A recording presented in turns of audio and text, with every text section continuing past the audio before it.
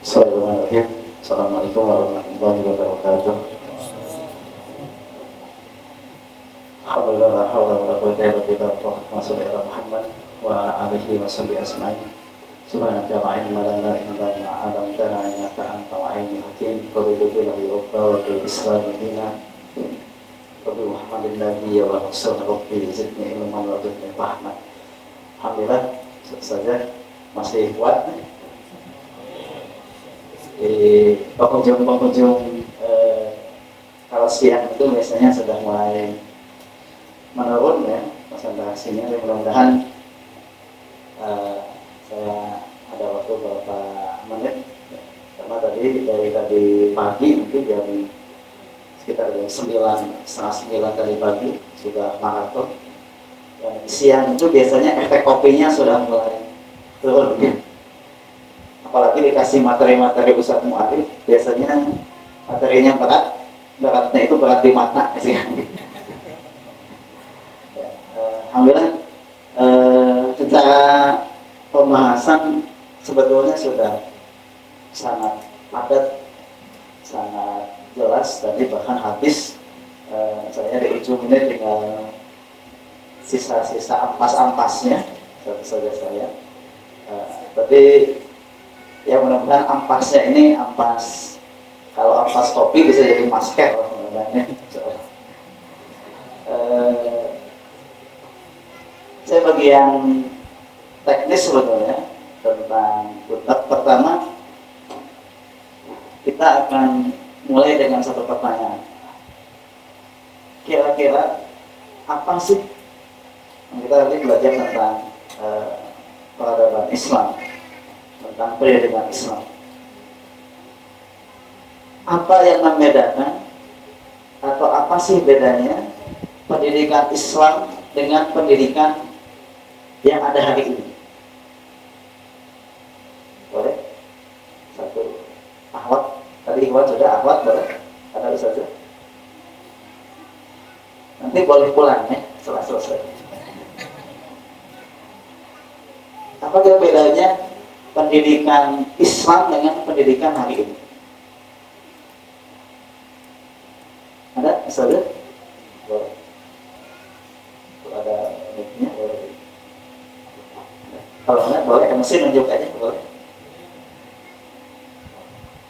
Boleh, alhamdulillah, alhamdulillah.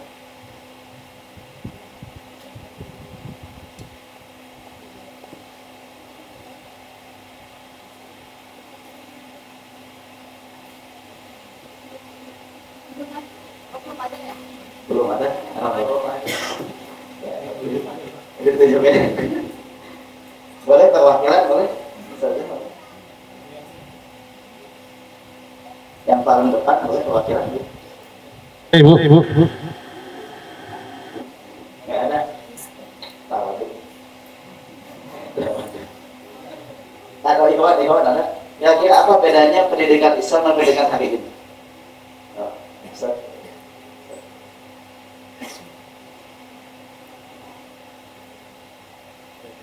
Bismillah.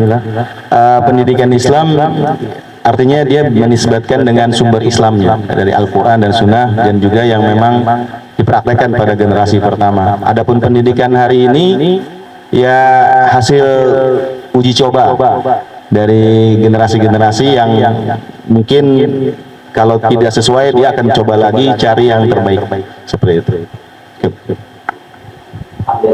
Oh, ada.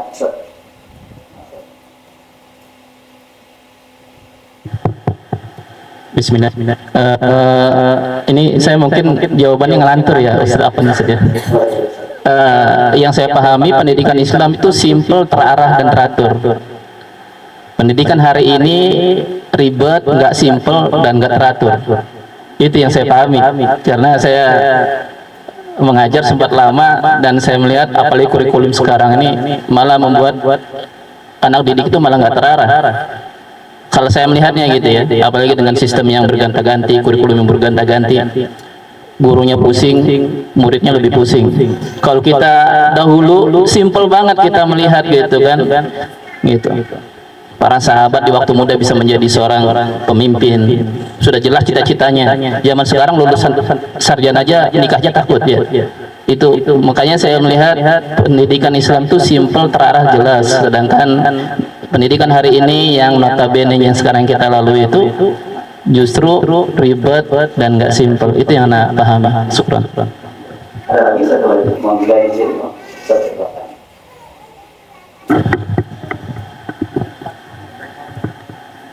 Cek. Assalamualaikum warahmatullahi wabarakatuh. Bedanya antara pendidikan Islam dengan pendidikan yang ada hari ini mungkin lebih kepada sumber dan orientasi. Kalau pendidikan Islam sumbernya jelas, yaitu wahyu dari langit, dan orientasinya pun kembali kepada yang punya wahyu dari langit. Jadi lebih simpel seperti tadi yang Bapak sampaikan. Adapun pendidikan selain Islam, sumbernya hanya dari orang-orang yang sifatnya uji coba, belum tentu cocok di sini dan cocok di tempat yang lainnya, dan orientasinya pun mungkin lebih kepada dunia, seperti itu. Saya lanjutkan pertanyaannya. Kira-kira peradaban Islam pernah menguasai bumi sangat lama, betul ya? Kira-kira ada nggak sumber-sumber, atau kalau Ustaz Mu'arif misalnya, saya mengkaji literatur, mengkaji kitab, sumber-sumber bagaimana Islam itu memanage pendidikan, kira-kira ada nggak? Ada. Udah nemu? Udah. Ada yang kuliah di jurusan pendidikan? Ada? Pendidikan semua ada. Kalau kita bicara di kampus pendidikan Islam misalnya, pendidikan Islam, di apapun kampusnya, kira-kira materi-materinya isinya apa? Ada nggak satu kuliah atau mata kuliah yang membahas tentang di pendidikan Islam itu gini loh, sumbernya dan sebagainya? Ada nggak kira-kira? Ada. Mata kuliah apa sih? Suludin. Atau ada nggak? Gimana dulu dalam peradaban Islam itu memanage pendidikan?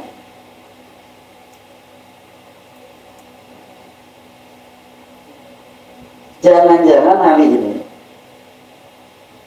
yang disebut pendidikan Islam itu, saya pernah satu tim, ada penelitian kecil, riset kecil, yang disebut dengan sekolah Islam itu adalah sekolah yang ada pelajaran Qurannya, yang pakaiannya kalau laki-laki ya celana panjang, kalau akhwat hijab dan lain sebagainya, ada sholat duhanya dan lain-lain. Itu aja yang disebut dengan sekolah Islam itu adalah sekolah yang ada pelajaran tentang Islam, betul ya? Sedangkan kalau kita lebarin lagi, yang disebut dengan lembaga pendidikan Islam itu apa sih? Saya pernah studi di salah satu kampus Islam, jurusannya menarik. Saya ingin masuk tadi, jurusannya menarik. Jurusan manajemen pendidikan Islam, kodenya manajemen pendidikan Islam, kampus Islam, jurusan manajemen pendidikan Islam. Nah, yang saya bayangkan itu akan mengupas bagaimana Islam memanage pendidikan. Global Islam memanage pendidikan. Kalau di potretnya misalnya 8 standar pendidikan, bagaimana pembiayaannya, isinya, evaluasinya, dan lain gurunya, dan lain sebagainya. Ternyata apa yang saya temukan, dan ini kayaknya di kampus, apalagi kampus lain, kampus yang umum, ternyata isinya adalah manajemen hari ini. tapi dipakai di lembaga pendidikan Islam. Boleh?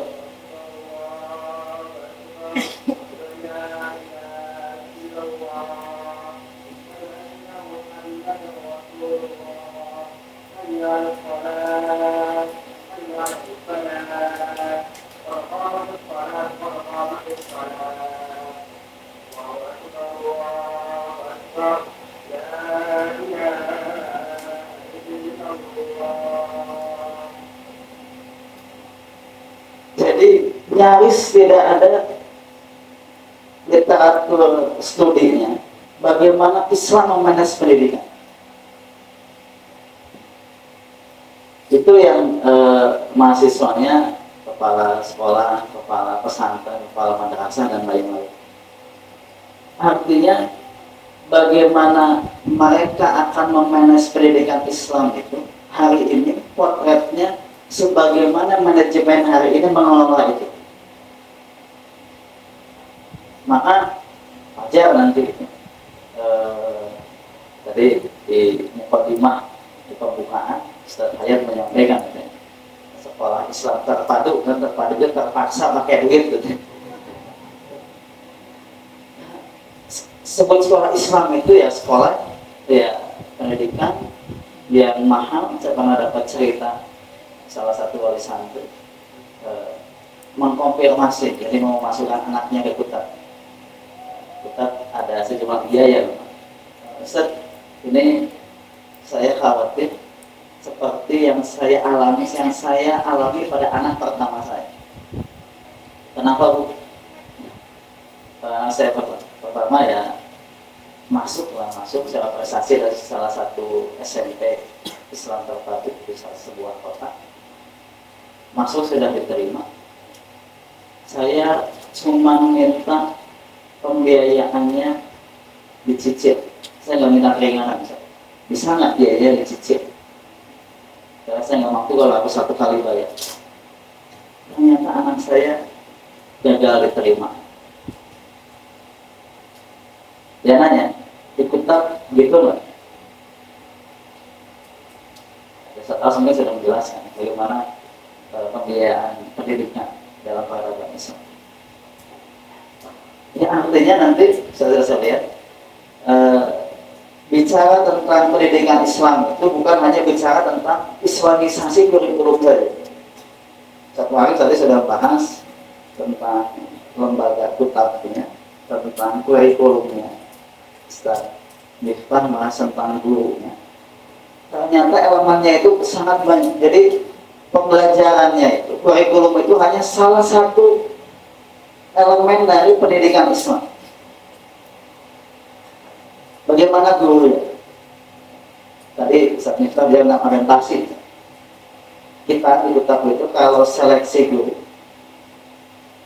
itu ditanya, guru, calon guru, Ustaz, itu kesini mau apa? Kalau jawabannya tadi Ustaz daripada nggak ada kerjaan lain, udah saya ngajar aja sih, pasti kan yang akan saya terima. Bahkan nanti kalau ada materi guru dalam agama Islam, salah satu syarat diterima jadi guru itu tidak boleh punya hutang. Ada di sini dia wawancara calon guru punya hutang kan? Kenapa dia nggak boleh punya hutang?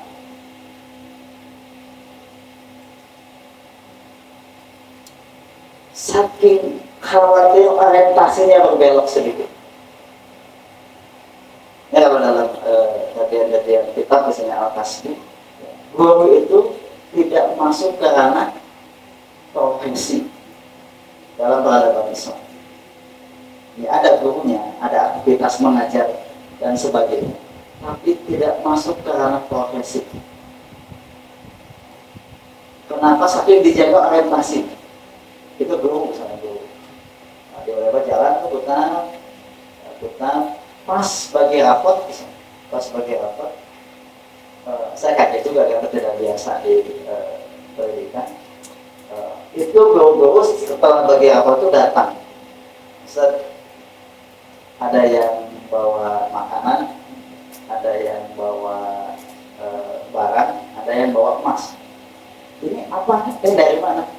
Ustaz, ini pemberian dari wali santri. Aduh, saya kan anak biasa ya. Oh ternyata saya tanya, oh ternyata sangat rajin, sangat wajar, dan itu biasa. Kalau tiap bagi rapot itu guru-guru dapat sesuatu dari wali santri. Soalnya saya dewasa ya, boleh nggak? Boleh. Cara ini hadiah, hibah, boleh. Diterima boleh. Jadi saya tanya di sini dulu, ya, kalau ini diterima, oke, ini kita terima. Ustaz saja boleh menerima apa? Pemberian dari wali santri. Tapi harus dipastikan tidak boleh mempengaruhi ustaz yang menilai santri. Tidak ada satupun guru yang bareng. Nggak usah takut khawatir ini, wah ini mah hasilnya gede, nanti nilainya digedein dan sebagainya. Akhirnya ketika setelah bagi rapot kajian wali santri, kita umumkan, kita umumkan. Mohon maaf ayah dan bunda, setelah ini tidak boleh ada yang memberikan apapun kepada guru, kecuali bentuk kalau bertamu disuguhi makanan atau dibekali makanan, silakan. Tapi kalau memberikan barang dan sebagainya, tolong hari ini tidak boleh. Bukan tidak halal. Tadi kalau boleh dan tidak boleh, boleh halal. Tetapi khawatir merusak orientasi guru ketika menjalani aktivitas. Bukan karena kepala kota kebagian. Kepala kota kebagian, nggak boleh enggak. Ya, luar biasa. Orientasi. Nah maka itu kan masuk ke pendidikan Islam. Bagaimana gurunya, bagaimana roh gurunya, bagaimana teladannya. Kalau nerima guru juga sama. Yang ditanya itu siap belajar atau tidak. Kadang-kadang ada guru itu yang dia tidak siap belajar. Siap belajar. Karena kalau di kitab biasanya aktivitasnya ma'arif ada waktu khusus setelah ngajar sampai siang selesai rehat sejenak. Guru itu akan bermajelis lagi, belajar lagi. Dan itu hampir tiap hari. Kajian guru dan ngajar itu hampir tiap hari sampai sore. Kalau apalagi ada ustadz ma'arif, tugas baca kitab, merangkum kitab, ya, dan lain sebagainya. Kenapa? Karena sebagaimana ustadz yang belajar, begitu pula murid-murid akan belajar. Karena tadi pendidikan Islam itu bukan hanya bicara tentang kurikulum. Ini bagaimana, apa pelajarannya, bagaimana dan lain sebagainya. Bahkan kemarin kalau diskusi, kita di kitab sampai kesimpulan. Di kitab tidak akan dipakai istilah bullying. Sedang marak ya, dibully, bullying dan sebagainya. Ada guru yang memang kuliahnya di psikologi. Coba bahas apa itu bullying. Apa Pak? Bullying itu apa? Tahu nggak artinya diambil dari kata apa? Bully. Dari kata apa? Bul, NS bul ya. Masih ya. Ternyata saya baru tahu ya. Bully itu dari kata bul. Bul itu artinya apa? Pandai. Dan nanti saja kenapa tidak kita pakai dan kita tidak dipakai istilah bullying di kitab setelah ada kajian baik di guru maupun di orang tua, apalagi di anak-anak. Dan kalau dilihat di psikologi hari ini itu lazim sesuai itu dinisbatkan kepada binatang. Teori apa? Teori apa yang Pavlov yang kemudian kepada anjing, stimulus, teori stimulus. Pavlov kemudian kepada anjing, nah stimulus, reward, punishment dan sebagainya Di pendidikan Islam ada nggak? Ada nggak? Oh, ini biar anak hafalan Qurannya ini reward. Maka kita sampai santri kita, mohon maaf air dan bunas, santri mohon santri kita jangan boleh dulu ikut lomba apapun. Kenapa? Oh, kajiannya panjang. Bukan tidak boleh, ya, tidak boleh. Belum boleh dulu ikut lomba apapun. Kalau di ini panjang lagi. Nah, saya lihat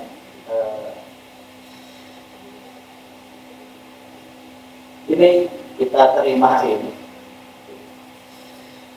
Ini teori imitasi yang mukhodul di kalau mukhodul tiada teori imitasi. Peradaban yang kalah itu akan meniru peradaban yang mana? Hari ini Islam menang kalah? Menang kalah?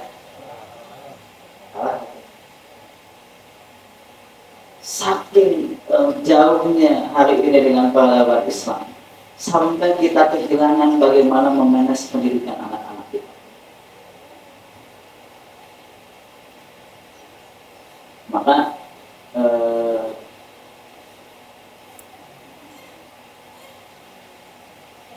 saya sering mengisi di beberapa kitab di Jawa Barat.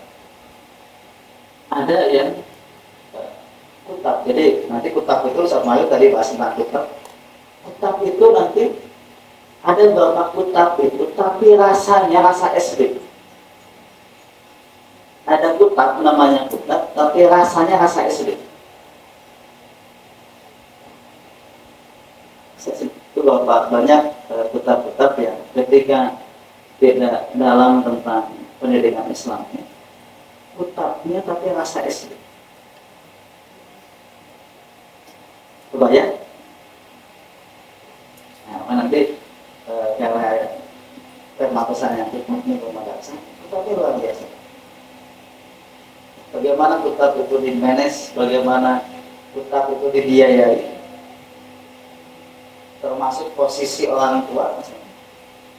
Saya pernah menulis makalah tentang pembiayaan dalam pendidikan Islam, disampaikan ke dokter dan profesor. Ternyata kaget, oh ada ya, Islam itu memanage tentang pembiayaan, memanage sampai kayak gini. Contoh apa pembiayaan Islam? Nah, kalau pembiayaan Islam, gedung ini gedung untuk sekolah misalnya, gedung untuk sekolah dibangun ya, dibangun. Nah, Islam itu tidak berarti gedungnya dibangun. Ini dibangun, dananya dari mana?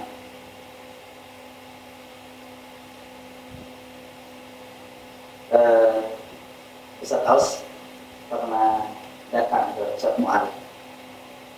Ustaz, ada yang ngasih donasi sekian juta. Oke, kita terima. Itu dulu. Ini donasinya dari siapa? Ada teman saya. Usahanya apa? Percetakan, sampai halal percetakan. Oke. Jadi lo nggak punya situ. Percetakannya ini masih main dengan riba atau tidak? Atau masih main proyek-proyek yang nggak jelas atau tidak? Karena saya tahu saya temannya ya, masih riba, masih main proyek-proyek sebagai dan tidak jelas dan lain sebagainya. Kalau begitu uang ini tidak boleh masuk ke pendidikan. Kalau ini balikin aja.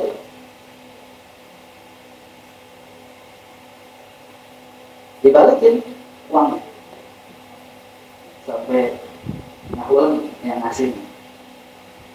Ya Pak, ini kecuali kalau mau dipakai untuk bikin WC, bikin lain sebagainya, oke kita terima dulu. Tapi kalau ini masuk untuk pendidikan, apalagi masuk untuk gaji guru misalnya, kalau gaji guru atau insentif guru atau lain sebagainya, kenapa dikhawatirkan menghilangkan aspek keberkahan?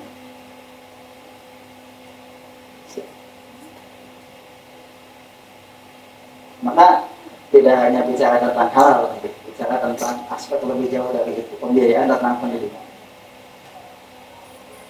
Maka saya lihat ya ini mudah-mudahan menjadi awal. Jadi bicara tentang pendidikan Islam itu bukan hanya kurikulumnya aja, tetap apa yang diajarkannya, bagaimana dan sebagainya, ya. Tapi tidak hanya itu. Bicara tentang guru tadi, orientasinya, teladannya. Kalau keilmuan salah ya, biasa Ustaz Mu'arif, Ustaz Miftah sampaikan, keilmuan itu bisa dipelajari. Tapi yang sulit itu adalah menjaga guru itu tetap jadi teladan.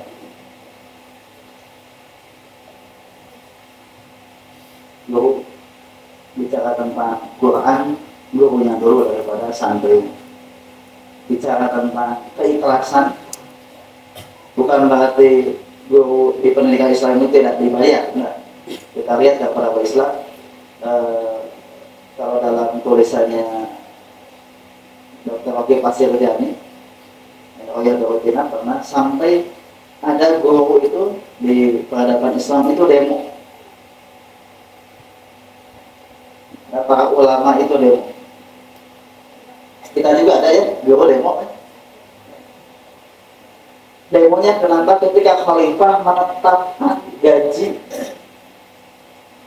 bagi guru.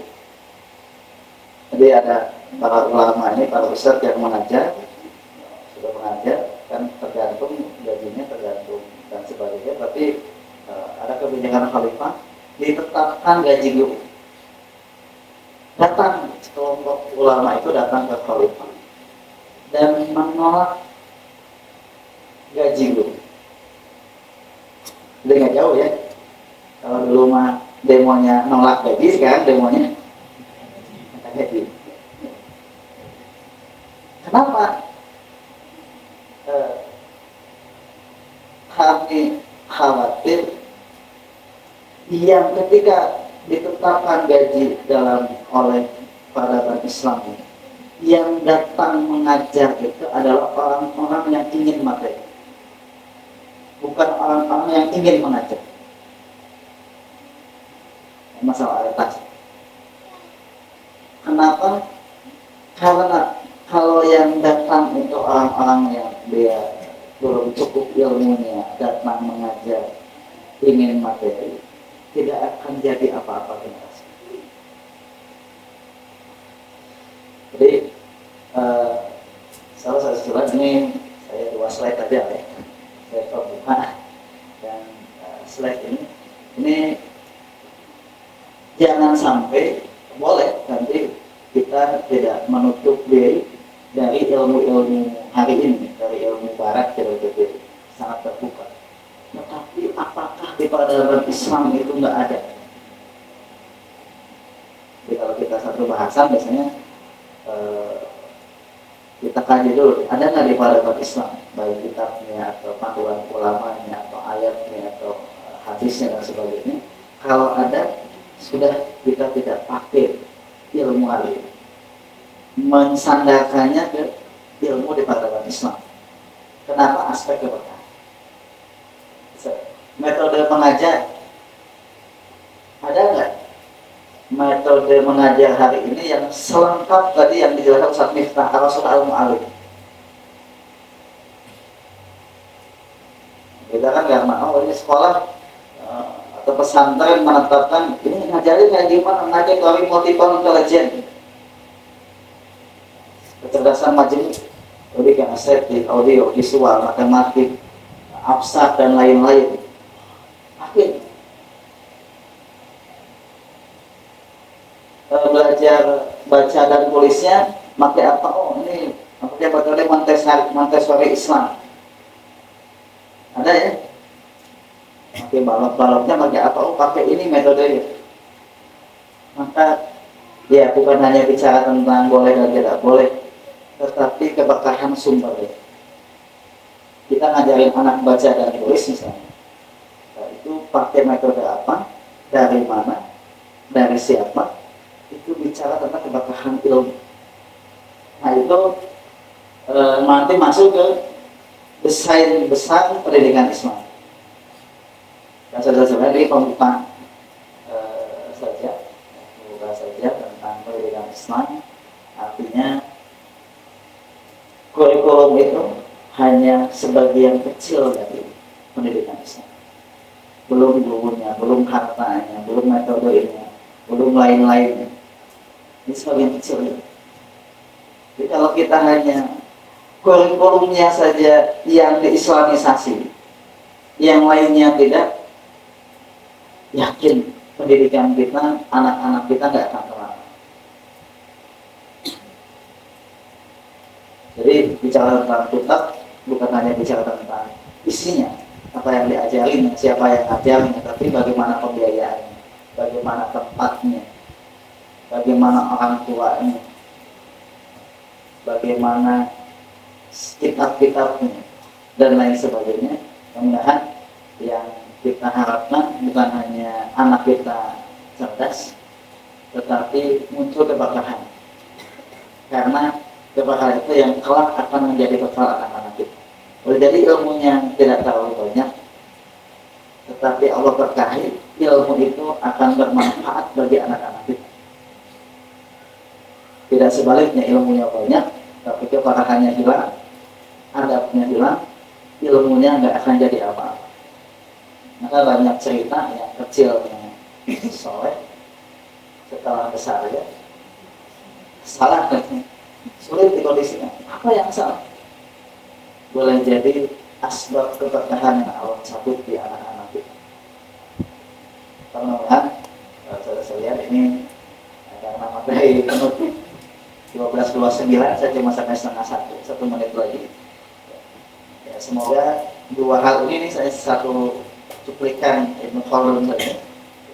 Kalau hari ini kita ingin besar, maka marilah kita kembali kepada Islam bagaimana memanage pendidikan. Ada enggak? Ada.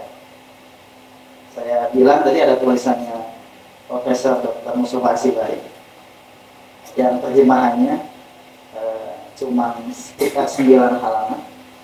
9 halaman itu cukup untuk membuat sekolah hari. Kalau kita detail, cukup 9 halaman. Cukup 9 halaman. Sarana-prasarananya, gurunya, gajinya, materinya, pembagiannya, sistemnya, apapun, cuma 9 halaman itu cukup bagi saya untuk membuat kitab dengan pemahaman yang benar. Berarti semoga peradabannya segera besar oleh Islam. Karena ramai hari itu konsep play ya. Dulu saya ingat ada satu dia pernah menulis tulisannya, ada judulnya menarik, Prancis hentikan dansa. Khalifah Sulaiman Al-Khomeini, Khalifah Tokyo Usmani, ketika Prancis menciptakan dansa laki-laki dan perempuan, Khalifah menulis surat. Kalau surat ini sampai kepada, maka segala hentikan dansanya. Kalau kau tidak mampu menghentikannya, biar kami yang datang akan mengacaukan negeri. Apa yang terjadi? Setelah surat itu sampai, Perancis 100 tahun tidak ada dansa.